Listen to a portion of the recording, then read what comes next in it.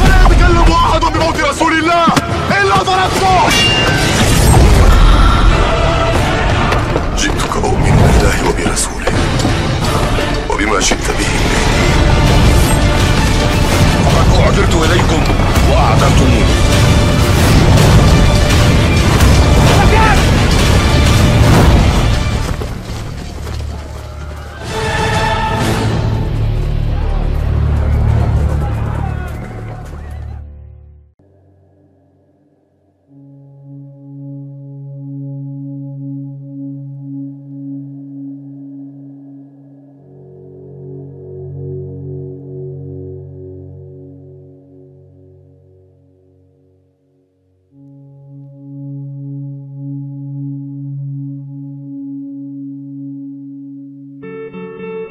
Di tengah padang pasir yang membara, ketika langit-langit Madinah merunduk menyambut ayat-ayat dari langit, seorang utusan Allah berjalan membawa risalah yang mengguncang peradaban. Muhammad bin Abdullah, seorang laki-laki jujur dari Makkah, diangkat sebagai nabi terakhir untuk membawa manusia keluar dari kegelapan menuju cahaya. Namun, sebagaimana kebenaran selalu memancing perlawanan, muncul pula gelombang penyesat yang memutarbalikan kebenaran menjadi kebohongan. Mereka datang bukan sebagai pembela cahaya, melainkan sebagai bayang-bayang gelap yang mencoba merebut tempat yang bukan haknya. Mereka menyebut diri mereka sebagai pemimpin akhir zaman. Mereka mengaku sebagai Imam Mahdi. Namun, sejatinya mereka adalah pendusta. Ketika dakwah Rasulullah mulai mengakar kuat di Madinah dan sekitarnya, dan pasukan Islam telah mulai mengusik singgasana kekuasaan Quraisy di tempat-tempat tersembunyi, fitnah mulai tumbuh. Di antara orang-orang yang lemah iman dan haus kekuasaan, lahirlah bisikan-bisikan setan. Mereka tidak puas menjadi pengikut. Mereka tidak ingin menundukkan kepala di hadapan utusan Allah. Mereka ingin menjadi pusat perhatian, menjadi penyelamat palsu, menunggangi kebangkitan Islam demi nama mereka sendiri. Salah satu dari mereka adalah seorang laki-laki dari wilayah Yamamah yang kelak dikenal dengan nama Musailamah. Ia tidak hanya mengaku sebagai nabi, tetapi juga mulai menyusun narasi bahwa dirinya adalah sosok yang dijanjikan akan datang untuk membenahi dunia. Dengan suara lantang dan wajah penuh tipu daya, ia berdiri di hadapan kaumnya dan berkata bahwa wahyu juga turun kepadanya, bahwa ia adalah pemimpin yang sejajar dengan Muhammad bin Abdullah. Musailamah bukan sekadar pengaku, ia adalah simbol dari apa yang terjadi ketika ambisi melampaui akal, ketika hawa nafsu dibungkus jubah suci dan dibawa ke mimbar-mimbar kebenaran. Dengan manipulasi dan sihir kata-kata, ia mengumpulkan ribuan pengikut. Di wilayah Yamamah, ia menjadi kekuatan yang menantang kenabian yang sejati. Dan meskipun Rasulullah telah memperingatkan, fitnah itu tetap tumbuh, merambat seperti api yang membakar sekam dalam gelap. Musailamah bukanlah satu-satunya. Ada pula seorang laki-laki dari Asad bin Huzaimah yang bernama Thulaihah. Ia juga mengaku menerima wahyu dari langit dan berkata bahwa dirinya juga utusan, bahwa ia adalah orang yang akan memimpin umat menuju kemenangan. Thulaihah mengumpulkan pasukan, membangun pengaruh, dan memproklamirkan bahwa ia juga memiliki jalur langsung kepada Tuhan. Sementara itu, di bagian selatan Jazirah Arab, muncul pula seorang perempuan dari Bani Tamim bernama Sajah. Ia mengaku sebagai nabi, mengaku pula bahwa dirinya akan bersanding dengan Mahdi yang dijanjikan. Bahkan pada satu titik, ia membentuk aliansi sesaat dengan Musailamah, menyatukan dua pasukan kebohongan demi satu tujuan, menjatuhkan kekuatan Islam yang dipimpin oleh Rasulullah. Mereka semua adalah bayangan dari fitnah akhir zaman. Mereka menjual harapan palsu kepada orang-orang yang putus asa. Mereka menjajakan kemuliaan yang dibungkus dusta. Dan semua itu terjadi saat Rasulullah masih hidup.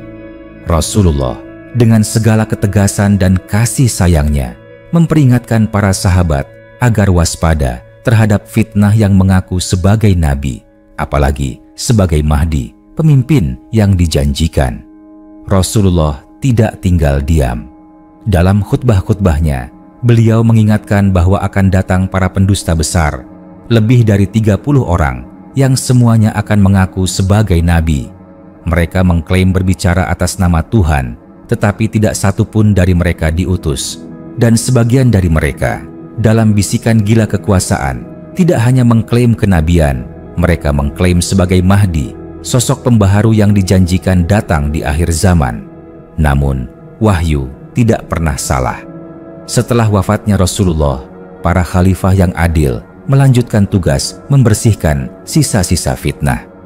Abu Bakar, dengan mata yang basah karena kehilangan, tapi hati yang menyala karena iman, memerintahkan pengiriman pasukan besar ke Yamamah.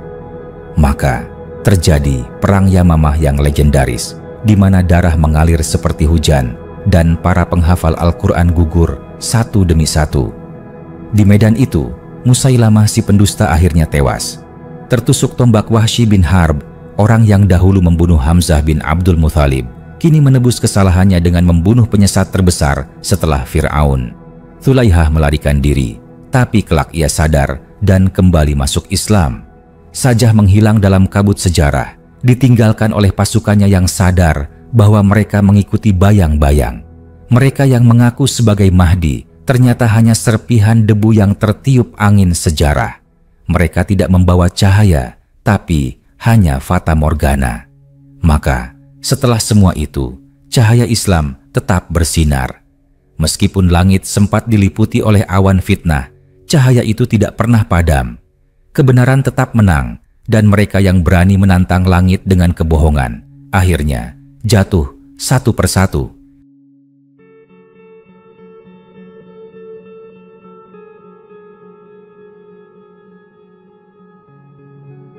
Para Mahdi palsu yang hidup di zaman Rasulullah menjadi pelajaran abadi bagi umat setelahnya, bahwa siapapun yang mengaku sebagai juru selamat tanpa wahyu adalah penyesat yang harus diwaspadai. Di akhir zaman, Mahdi yang sejati akan datang, tapi bukan dari mulut-mulut pendusta. Ia akan muncul sebagaimana dijanjikan, dengan tanda-tanda yang tidak bisa dipalsukan. Sementara itu, kita harus waspada, karena fitnah tidak pernah tidur. Dan sejarah telah membuktikan bahwa fitnah paling berbahaya adalah yang menyamar sebagai kebenaran. Langit Madinah belum lama meredup karena wafatnya manusia yang paling mulia. Namun, bumi belum sempat bersedih terlalu lama sebab badai segera datang dari segala arah. Fitnah para pendusta tidak hanya berakhir di Yamamah. Benih kebohongan yang ditanam oleh Musailamah dan Thulaihah tidak langsung mati. Ia menyebar, tumbuh dalam dada-dada manusia yang tamak akan kekuasaan dan kedudukan. Mereka yang tidak puas hidup dalam bayang-bayang kenabian mencoba menciptakan panggung mereka sendiri dengan lakon palsu sebagai juru selamat umat. Setelah Musailamah tewas, darahnya tidak menyiram habis para pengikutnya. Sebagian dari mereka lari ke pelosok padang pasir, membawa serta doktrin sesat yang kelak akan menjadi bara dalam sekam.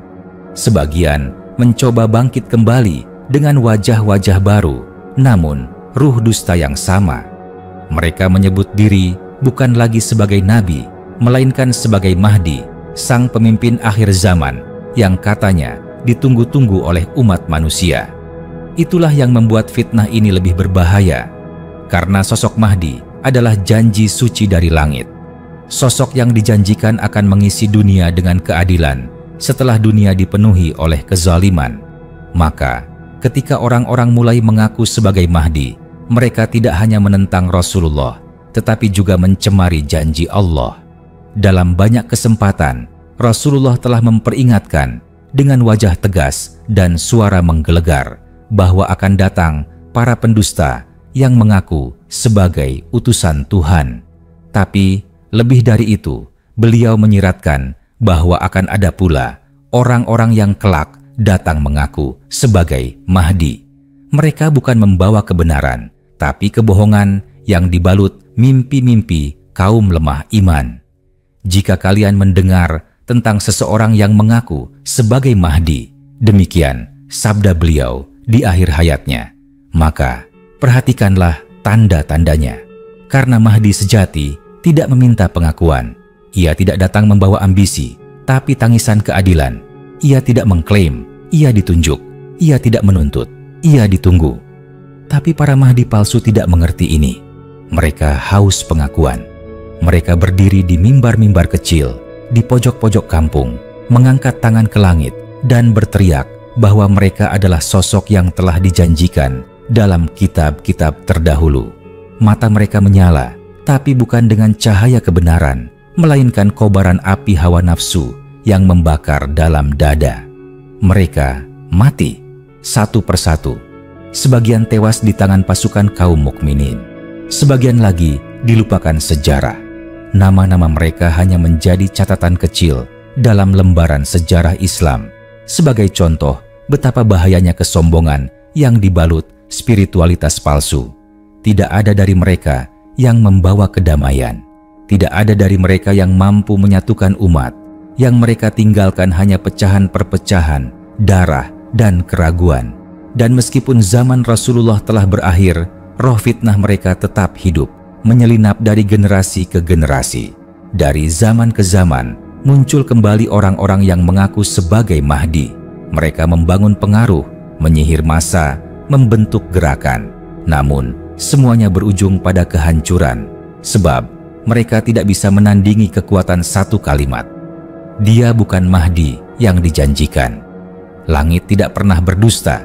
Janji Allah akan datang, dan Mahdi yang sejati akan muncul, bukan atas kehendaknya sendiri, tapi atas perintah ilahi.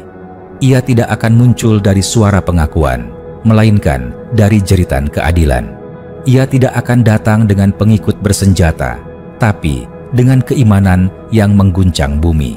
Dan sebelum ia datang, dunia akan kembali dipenuhi oleh fitnah, termasuk fitnah para Mahdi palsu yang mencoba membajak janji langit. Mereka yang hidup di zaman Rasulullah telah menjadi pelajaran paling berharga, bahwa bahkan di hadapan manusia paling mulia, para pendusta tetap berani mengangkat kepala. Maka tidak heran jika di akhir zaman, ketika dunia semakin gelap, para pendusta akan datang lebih banyak dan lebih licik. Tapi cahaya kebenaran selalu lebih terang dari gelapnya fitnah. Maka, wahai umat, tetaplah waspada. Pelajari sejarah, kenali tanda-tanda. Jangan tertipu oleh kata-kata yang indah, oleh mimpi-mimpi yang dijual murah, oleh jubah-jubah panjang yang menutupi hati yang busuk. Karena Mahdi sejati tidak akan datang dari panggung yang dibangun manusia. Ia datang atas panggilan dari langit. Setelah tubuh Muhammad bin Abdullah dibaringkan di liang lahat, bumi Madinah terasa lebih sunyi dari biasanya.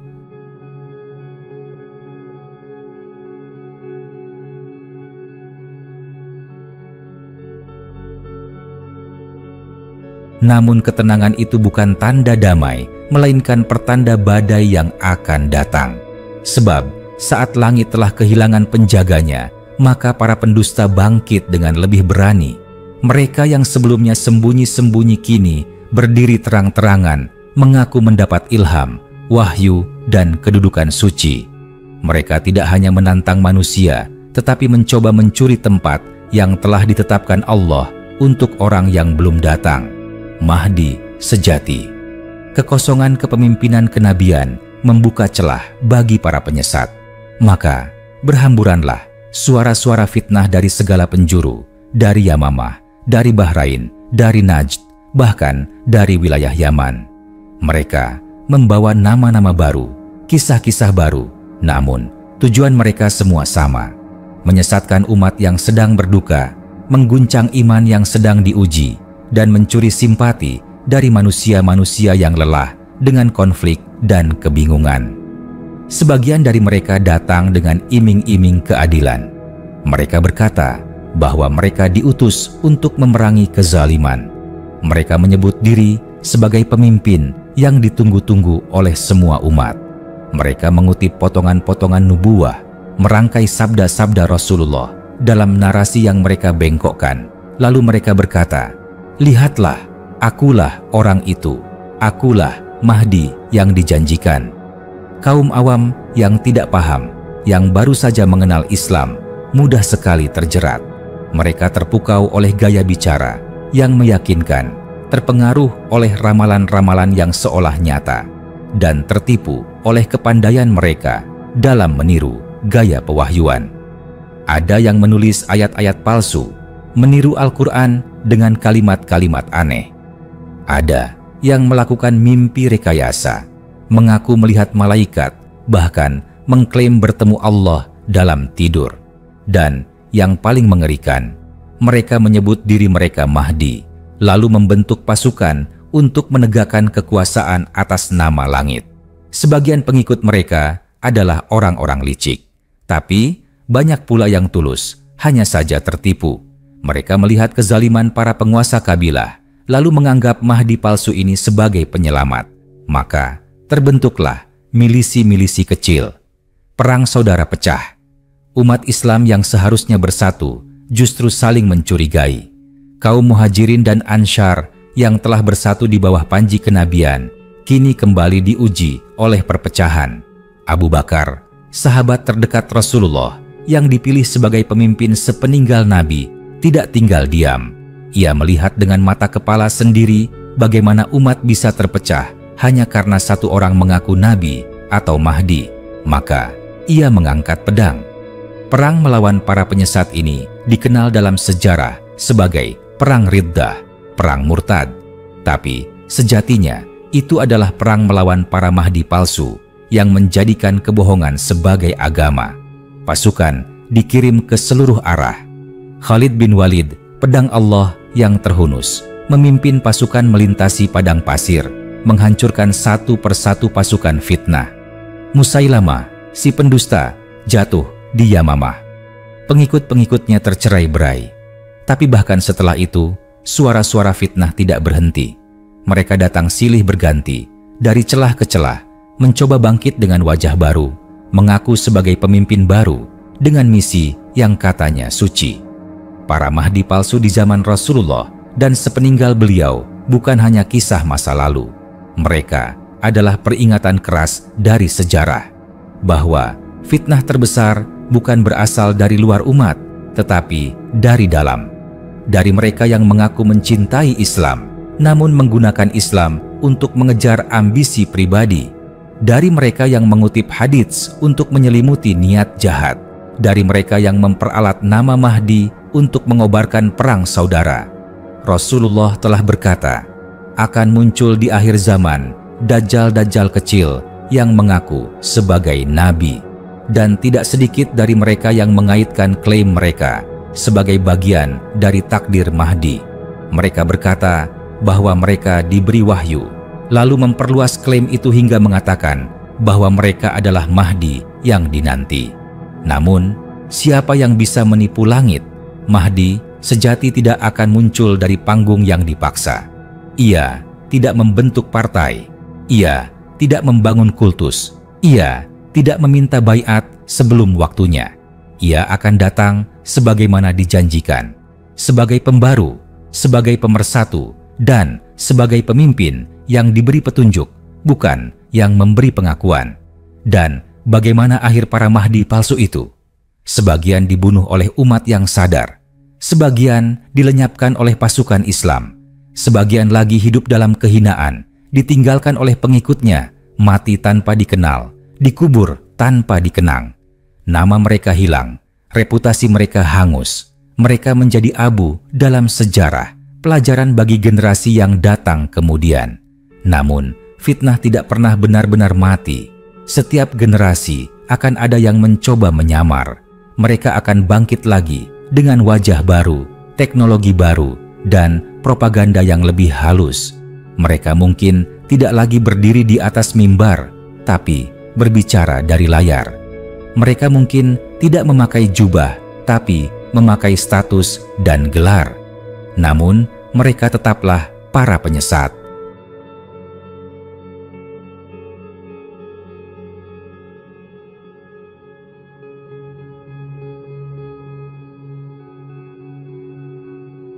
Karena itu, pelajaran dari zaman Rasulullah tetap hidup. Waspadalah, jangan mudah percaya. Tanda Mahdi tidak pernah salah. Dan mereka yang terlalu cepat mengaku sejatinya tidak pernah dipilih. Setelah gelombang pertama fitnah berhasil dipadamkan, seolah dunia Islam menarik napas panjang. Namun, di sela-sela hembusan angin tenang itu, fitnah kembali menyelinap. Ia tidak lagi datang dengan teriakan lantang, tapi dengan bisikan halus. Ia tidak lagi berpakaian perang, tapi mengenakan selimut zuhud yang palsu. Di antara kaum yang baru mengenal Islam, di pelosok suku-suku terpencil, kembali terdengar suara-suara aneh. Suara-suara yang mengaku mendapat petunjuk khusus, wahyu tersembunyi, bahkan bisikan gaib yang diklaim berasal dari langit. Dan dari suara-suara itu, kembali muncul pengakuan yang sama. Akulah Mahdi yang dijanjikan akan mengisi dunia dengan keadilan. Para pengikut mereka bukan sekadar fanatik. Mereka rela mati, rela membunuh, bahkan rela mengorbankan keluarga demi seseorang yang mengaku pembawa cahaya. Maka, mulailah sejarah kelam kembali berulang. Para Mahdi palsu tumbuh seperti jamur di musim hujan. Mereka datang bukan dari kekosongan, melainkan dari kekacauan. Setiap kali umat lengah, mereka muncul. Setiap kali kezaliman terjadi, mereka naik ke atas panggung dan mengaku sebagai penebusnya. Fitnah para Mahdi palsu semakin berbahaya karena mereka tidak hanya bermain dalam wilayah politik. Mereka masuk ke dalam ruang batin manusia. Mereka meracuni akidah.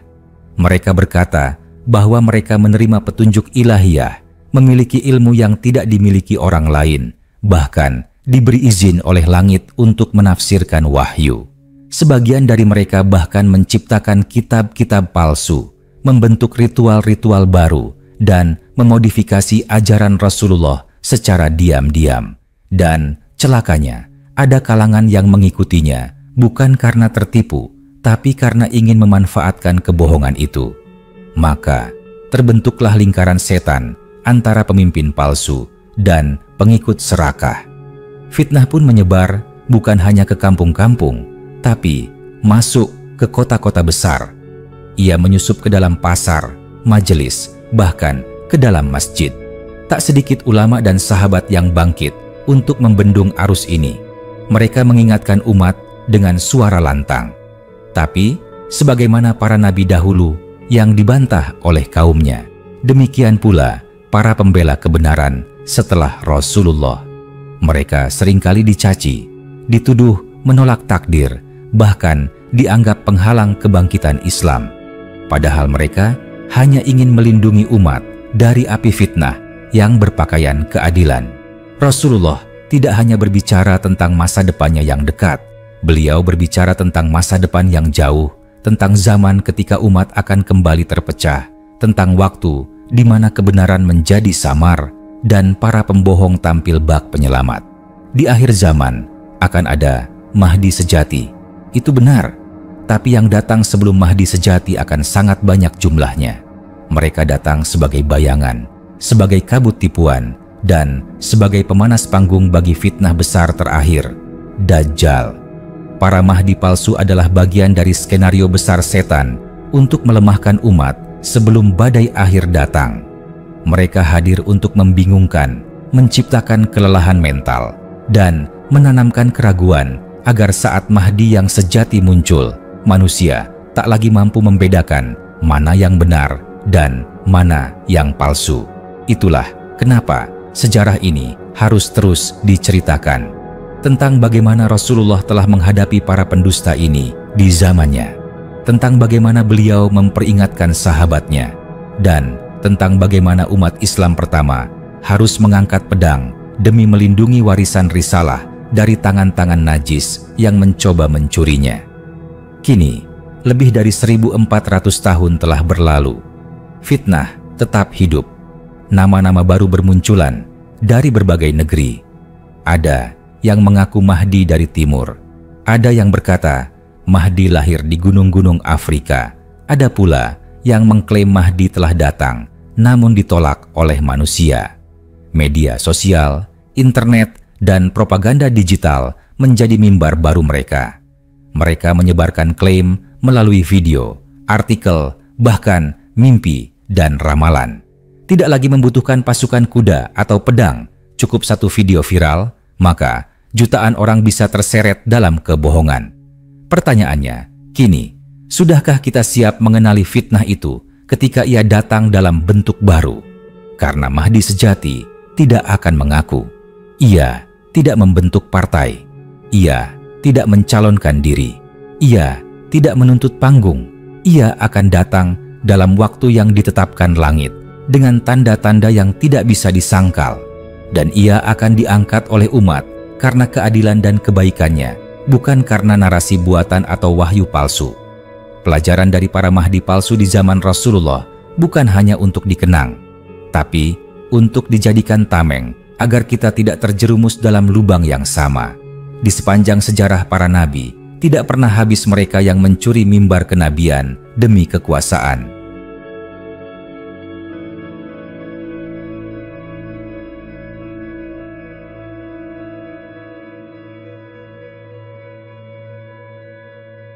Zaman Rasulullah bukan pengecualian. Bahkan ketika cahaya wahyu masih turun dari langit, mereka yang berhati gelap sudah mencoba menyalakan obor mereka sendiri dengan api fitnah. Namun, yang mereka nyalakan bukanlah cahaya, melainkan kobaran yang membakar diri mereka sendiri dan umat yang tertipu. Setelah kematian Musailamah, Thulaihah, dan Sajah, nama-nama besar dalam daftar pendusta, muncul gelombang baru yang tak kalah ambisius. Para Mahdi palsu ini lebih licik. Mereka tidak lagi hanya mengklaim wahyu. Mereka menyusun silsilah palsu, menghubungkan garis keturunan mereka kepada keluarga Rasulullah, bahkan kepada Isa putra Maryam, agar bisa mengesankan bahwa mereka memiliki hak legitimasi langit. Beberapa dari mereka menggunakan kelemahan umat sebagai bahan bakar. Mereka datang ketika umat sedang terpecah, ketika pemimpin tak lagi dihormati, ketika keadilan terasa mustahil. Dan saat itulah, seperti racun yang dituangkan ke air minum, klaim Mahdi menjadi racikan sempurna untuk menjerat hati-hati yang goyah. Para Mahdi palsu ini bukan hanya bahaya spiritual, tapi juga ancaman politik. Mereka memecah kesetiaan umat, membelah barisan kaum muslimin, dan menciptakan pertempuran internal yang melemahkan kekuatan Islam dari dalam. Mereka tidak perlu datang dari luar negeri musuh. Mereka cukup mengaku dari langit, lalu memecah umat dari dalam. Sesungguhnya, para Mahdi palsu itu bukan hanya ujian, mereka adalah cermin. Cermin yang memantulkan keadaan umat saat itu. Bila umat sedang kuat dan bersatu, mereka muncul sebagai pengejek yang mudah disingkirkan. Tapi, bila umat sedang lemah, terpecah, dan kebingungan, mereka muncul sebagai penyelamat. Dalam cermin itu kita melihat bahwa fitnah tidak tumbuh sendiri. Ia disirami oleh kejahilan, disuburkan oleh ambisi, dan dibiarkan hidup oleh diamnya para ulama dan pemimpin. Maka, setiap kali seorang pendusta naik ke atas mimbar dan berkata, "Akulah Mahdi," sejatinya itu adalah jeritan umat yang sedang sakit dan mencari siapa saja yang bisa memberikan harapan, meskipun palsu. Namun, harapan yang dibangun di atas kebohongan, cepat atau lambat akan runtuh. Karena langit tidak membiarkan kebenaran dipalsukan tanpa akibat. Setiap Mahdi palsu yang muncul, cepat atau lambat, akan digulung oleh gelombang kebenaran yang tak terbendung. Mahdi sejati tidak butuh pengakuan. Ia tidak membawa klaim dan tidak akan muncul dengan kebohongan. Ia datang dengan adil, dengan kelembutan, dengan petunjuk. Ia akan dikenal bukan karena ia berkata, "Akulah Mahdi," tapi karena bumi dan langit bersaksi akan kehadirannya. Dan ia akan mengembalikan umat kepada Al-Quran dan Sunnah, bukan kepada mimpi, ramalan, atau propaganda. Karena itu, persiapan menyambut Mahdi bukan dengan mencari-cari siapa dia, tapi dengan memperkuat ilmu, menjaga akidah, menolak semua bentuk pengakuan dusta, dan bersatu dalam iman. Sebab Mahdi sejati akan datang bukan kepada umat yang bingung dan tercerai-berai, tapi kepada umat yang siap dipimpin oleh kebenaran. Di zaman Rasulullah, para Mahdi palsu adalah api kecil yang langsung dipadamkan. Karena beliau masih hidup, karena wahyu masih turun, karena sahabat-sahabat mulia menjadi penjaga kebenaran yang siaga. Tapi setelah beliau wafat, api-api kecil itu menjadi bara.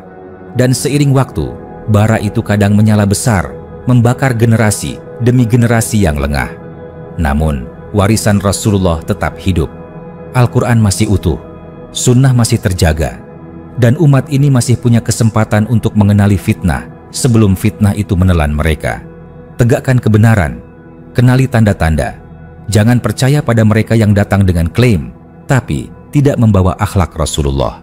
Dan jangan pernah mendewakan siapapun hanya karena ia berkata, "Akulah yang ditunggu." Sebab Mahdi tidak menunggu pengikut, tetapi kebenaranlah yang akan mendatangi dirinya.